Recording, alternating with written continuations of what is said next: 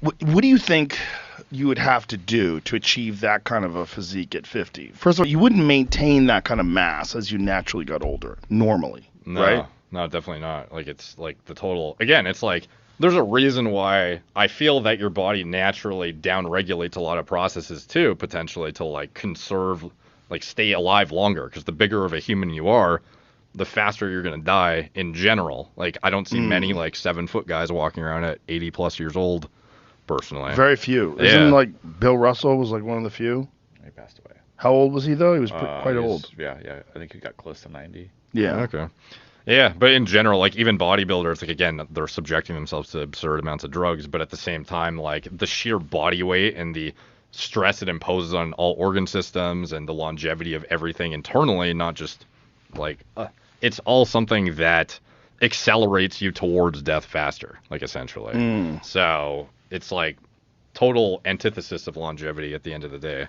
Right. So yeah, you're definitely not gonna be able to sustain that at 50, even on HRT. Like you're going to have to be, he's gonna have to like transiently push the envelope fairly often if he's doing multiple rolls on a consistent basis that require this look. And it seems like he's been like pretty fucking dialed about maintaining it like year over year now. Yeah, he's never really gotten thin or fat or never shrunk down then built back up. Like, there's definitely something about once you've built the tissue, you can retain it with like a very modest amount, or at least to some extent. Like it's still going to typically be something outside of what would be normally achievable in terms of your hormone production, because if you went totally natural, you would just fucking melt away. But a lot of it is the building the muscle. I'm sure you can attest to building muscle is magnitudes harder than it is to just like hold your physique. Yes. So like you could get away with maybe working out like a few times a week with like very moderate volume and maintain exactly what you have, but to actually build, you're going to have to go into a surplus. You're going to have to increase your volume. You're going to have to increase your, you know, your rest, your sleep quality, duration, etc.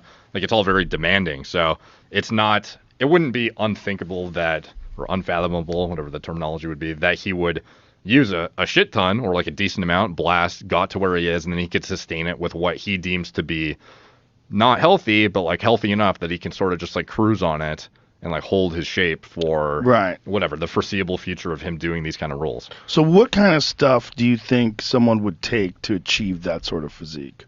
I don't think it's very dissimilar from what like Liver King. Everything he's doing is pharmacy derived and prescribed. Like there was a reason why the compounds he chose, some of them are like, for example, Winstrol, not something that has a clinical application generally, but like there are certain medications that are only available through a pharmacy legally. You can get prescribed by a doctor and get overseen by a doctor. So like I would imagine The Rock is not touching stuff like Trenbolone. That's, you know, like an underground product that is not going to have like pharmaceutical standards for its production.